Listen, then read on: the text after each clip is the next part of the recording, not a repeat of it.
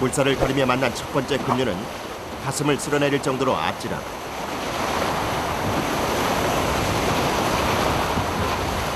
그와 동시에 대기 중인 급류 수찰 대원들은 머리털이 쭈뼛쭈뼛 설 정도로 긴장감이 더해간다.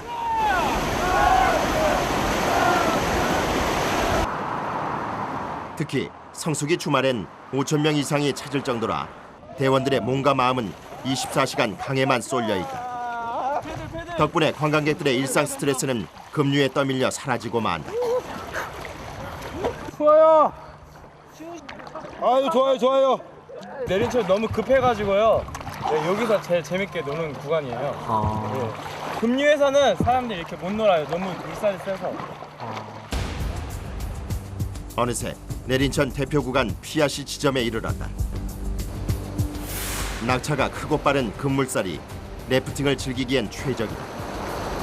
여긴 사고의 위험 역시 늘 함께한다. 이렇다 보니 급류 수찰 대원들은 누구보다 내린천 지형을 꿰뚫고 있어야 한다. 700m 되는 곳이 계속 급류로 이루어지고 있습니다. 또 가장 또 재미있는 곳이 될 수도 있지만은 물이 비가 많이 불어서 물이 커졌을 때 또 가장 위험한 곳이 될 수도 있죠.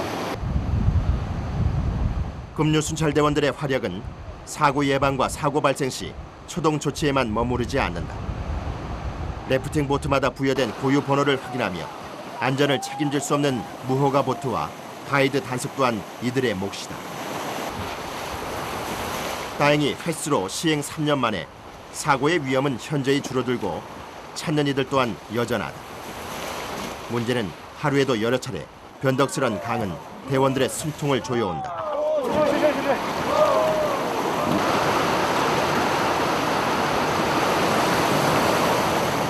적을 알고 나를 알면 백전백승이나 했던가. 대자연, 강의 기사를 한 번에 꺾기란 그 누군들 쉽지 않다. 물의 흐름을 읽고 자유자재로 급류 카약을 타기까지 걸린 시간만 최소 2, 3년이 필요했다. 드디어 피아시 급류에서도 악명 높은 지점 이빨 바위에 도착했다.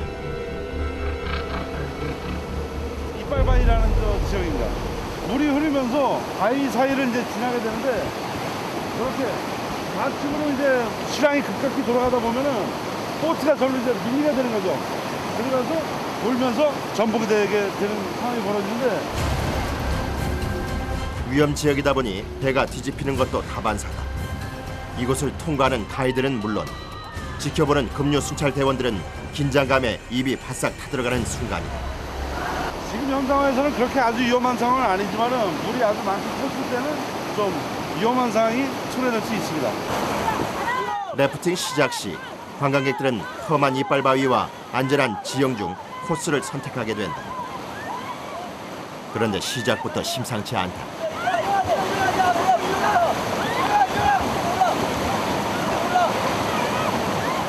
다행히 이빨 바위는 이날 첫 손님에 대한 배려일까 무사 통과다. 웬일로 다음번 손님들 역시 이빨 바위에 넉넉한 자비가 내려졌다. 이 틈을 타 연이어 보트들이 이빨 바위로 돌진하기 시작했다.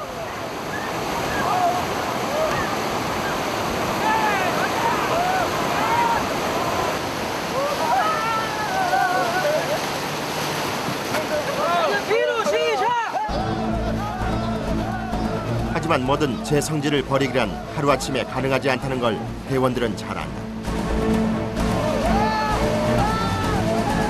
아니나 다를까 이빨 바위가 본격적으로 그 명성답게 성난 이빨을 드러내며 사람들을 위협하기 시작했다. 그 사이 이빨 바위의 포효와 함께 물속에 휘말린 익수자. 누가 먼저랄 것 없이 물속에서 대기 중인 대원이 익수자를 향해 손을 내밀었다. 익수자가 발생되면 대원들은 카약, 드로우 로프, 맨몸 수영으로 구조 활동에 나선다. 상황이 정리되기도 전 이빨 바위에선 또 다른 사고의 불씨가 피어나고 있었다.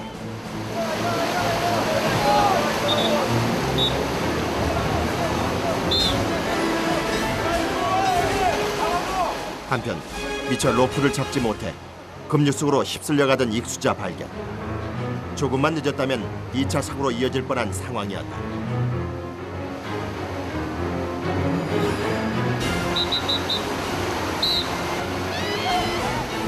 아무래도 이빨바위의 심기가 뒤틀린 것이 분명하다. 대원들은 곧 닥칠 위험을 예감하며 다시금 긴장의 고삐를 조여본다.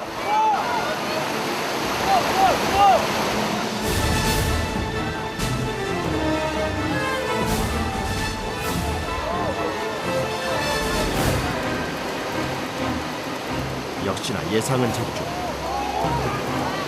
이빨바위는 래프팅 보트를 흔들어대며 다가서기 힘든 카리스마를 뿜어낸다. 순식간에 즐거운 비명으로 가득 찼던 내린차는 오직 구조를 원하는 간절한 마음들이 유유히 흐를 뿐이다. 본인의 안전은 오직 구명조끼에만 의지한 채 물로 뛰어든 급류수찰대원. 그렇다고 그 역시 물이 무섭지 않다면 거짓말이다. 다만 얕은 머릿속 계산보단 익수자를 향한 마음이 먼저 움직였을 뿐이다. 나보단 타인의 생명이 먼저인 급류수찰대원의 정신이 가슴을 뛰게 했을 뿐이다. 한편 수면 아래로 가라앉을 뻔한 익수자를 로프로 무사히 끌어올렸다. 그리고 차마 겉으로 드러내지 못한 대원들의 불안한 마음도 함께 건져 올렸다. 네, 네. 다친 데 없어? 네. 좀 나와. 감사합니다. 미끄러지니까 바위 조심하고. 네. 아, 죽는 줄 알았어요. 죽는 줄 알았어요? 네, 이거 이렇게 물이 쌀이 너무 세가지고 발도 안 닿고.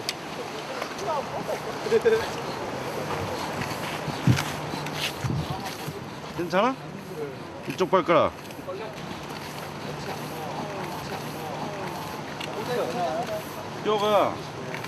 뼈는 괜찮은 것 같아. 근데 많이 부었다 얘가.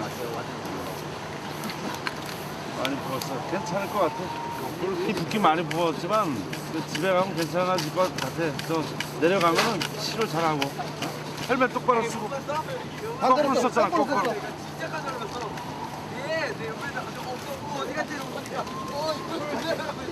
위험할 수 있는 순간이죠. 자칫 잘못하면 그게 전복되는 경우가 생기는데 그나마 다행인 게 전복되지 않고 배가 전복되지 않았기 때문에 손님들이 올라갈 수 있었지. 만약 그 상태에서 전복이 됐다면은 아마 있습니다. 다른 사람들이 상처를 입거나 할 수 있는 가능성이 많죠. 바닥에 돌이 많기 때문에. 안도의 한숨도 잠시. 이번엔 단순히 사람들이 물에 빠진 것이 아닌 배가 뒤집히는 사고가 발생했다. 전복되자마자 배 밖으로 나오면 상관없지만 그 반대라면 상황은 예측 불가능이다. 제 아무리 뛰어난 수영 실력도 강의 특징과 물의 흐름을 알지 못하면 되려 화를 부를 수 있는 재주에 불과하다. 대원들에게 주어진 시간은 단 4분.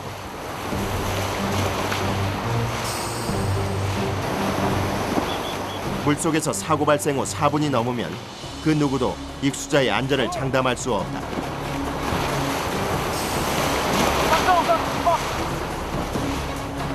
배가 뒤집어지자마자 탑승 인원과 물에 빠진 인원이 일치하는지 확인하는 것이 구조의 기본.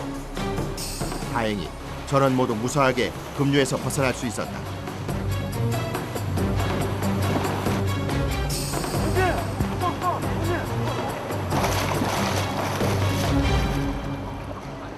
죽을 뻔했어요.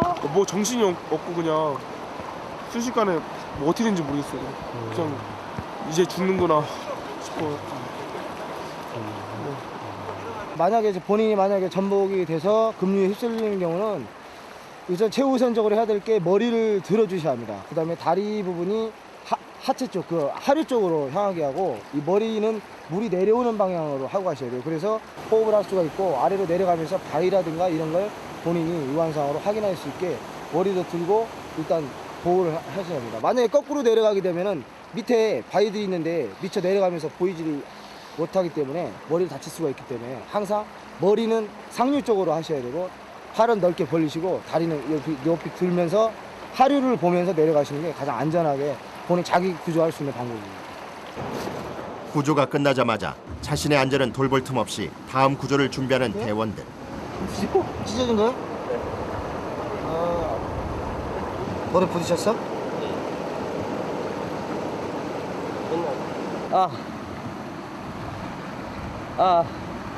네, 좋습니다. 자신의 상처를 먼저 생각했더라면 더 큰 상처가 대원들의 가슴에 박혔을 것이다. 그날 오후 이른 아침부터 구조로 심신이 지친 대원들이 다시 물가에 나왔다. 신참 급류순찰 대원들의 훈련 때문이다. 2박 3일간 진행되는 훈련은 실전을 방불케 할 정도로 가르치는 대원이나 배우는 대원이나 고된 일정이다. 가만히 보면 패드들링을 힘들게 안 하죠. 네. 왜 그러냐면 물이 밀어서 그냥 건너가는 거예요. 방향만 잡아주면. 한 명의 낙오자도 없어야 하는 것이 이번 훈련의 목표. 이쪽에서 일을 많이 했고 그 자부심도 있고 생명을 구한다는 거에서 좀 자부심이 있기 때문에 이쪽으로 도전하고 있습니다. 바로 출발 바로. 그런데 신참 대원들의 부푼 꿈은 급류 카약 타기와 함께 시작부터 난관에 부딪혔다. 보기에는 그저 패들만 열심히 저으면 될 줄 알았는데 배가 너무 섣부른 판단이었다. 그저 물배만 채우기 바쁘다. 더군다나 물에 산소가 많다 보니 배가 전복될 때마다 코에 청양고추가 들어간 것만큼 고약하다.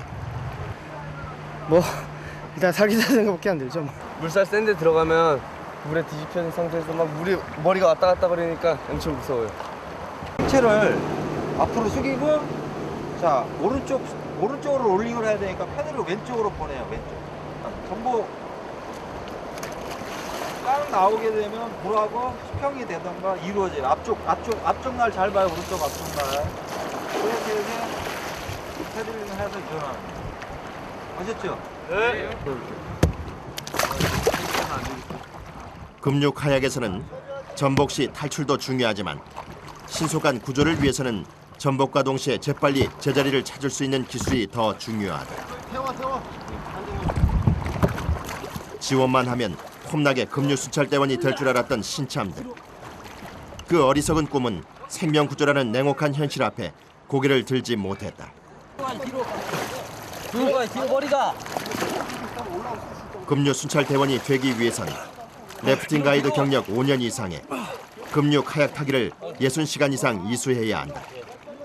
그야말로 급류 순찰 때는 생명의 귀중함과 물의 흐름을 읽을 줄 아는 급류 전문가다. 급류에서는 롤을 하지 않으면 절대 사람 구조를 할 수 없고 자기 구조도 할 수 없습니다. 카약을 타는 사람은 누구나 본인이 혼자 롤을 하는 방식으로 일어나야 돼요. 혼자 물속에서 거꾸로 뒤집어졌다가도 다시 배를 넘어갈 수 있는 기술이 바로 롤입니다. 롤이 자유자재로 돼야 남을 구조할 수가 있는 겁니다. 급류순찰 때 가장 필요한 기술 중에 하나입니다. 쉽게 급류와의 사투를 견뎌낼 수 있었다면 그 시시함에 도전하지 않았을 것이다. 하지만 시간이 지날수록 마음을 열지 않는 내린천이 그저 얄미울 뿐이다. 그리고 이 상황을 빨리 이겨내고픈 못난 욕심에 대원들은 화가 날 뿐이다. 패들이 처박히네. 아예 다리면 점점 어긋나는 꿈과 현실.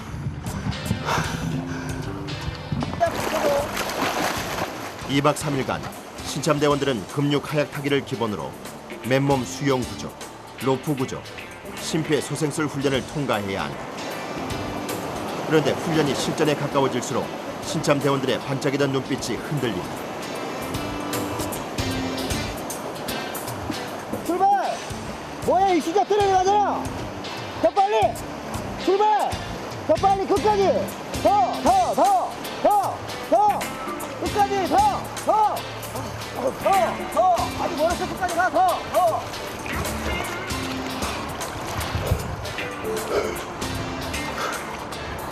국민수영 어때요? 진짜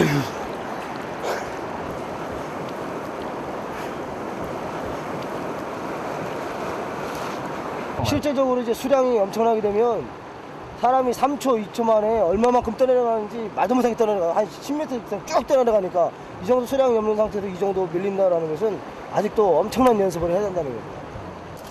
자, 점심. 고된 훈련 중 꿀맛 같은 휴식이 찾아왔다. 그러나 허기진 배를 겨우 김밥 한 줄로 달래본다. 아무나 이걸 할 수 있으면 안 하죠. 이런 과정을 겪어야 되니까 이래야 내 자신한테 보람 있고 보람 있는 다음에 내가 이거로 잘 타게 되면 지금은 잘 못 가지만 이거 해서 잘 타게 되면 만약 제가 사람을 구할 수 있는 사람이 된다면 그거만큼 보람 있는 일은 없겠죠. 다시 심기일전의 자세로 급류 카약 타기에 도전하는 신참 대원들. 초반보다는 제법 물을 다룰 줄 아는 자세다. 하지만 여전히 급류에 휩쓸리기라도 하면 곧바로 전복될 것처럼 위태롭다. 가방하고 카메라 꽉 잡으세요. 꽉 잡으세요. 신참 대원들의 어설픈 몸짓에 강은 비웃기라도 하듯 점점 거세진다.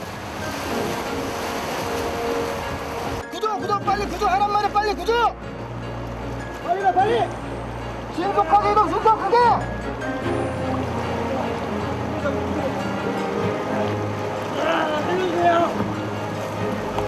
버텨!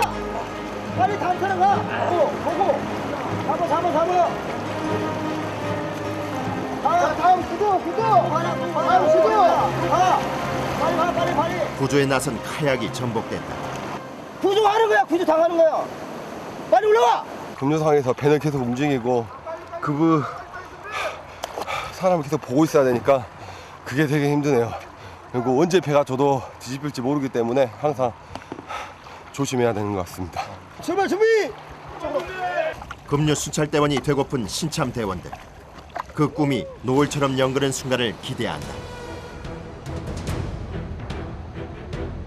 다음 날 밤새 신참 대원들이 흘린 땀방울로 가득 찼던 내린천. 이번엔 선배 대원들의 값진 땀방울로 강을 채울 차례다. 이틀째 포악하기만 한 이빨바위 때문에 대원들 몸에선 물이 마를 시간이 없다.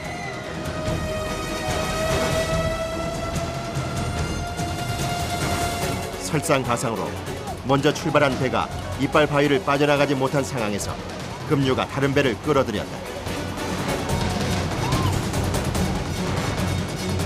결국 뒤늦게 이빨바위에 도착한 배가 뒤집어지고 말았다. 과연 순식간에 벌어진 다급한 상황 속에서 익수자들은 전원 무사할 수 있을까?